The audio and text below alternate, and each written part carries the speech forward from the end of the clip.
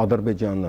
դեռևս ունի ճանապարհ Իրանով, որը ավելի բարձր որակի է Նախիջևանի հետ միանալու համար,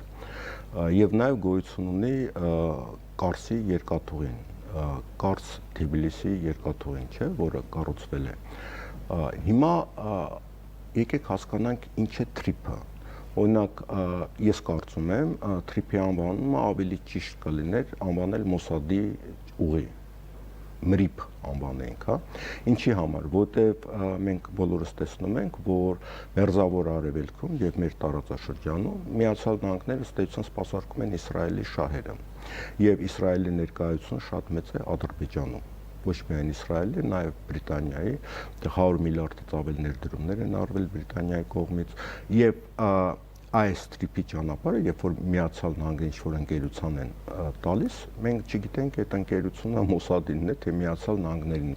Այսինքն թրիփը պետք է դիտարկել այս կոնտեքստի մեջ, որ Իրանին հյուսիսից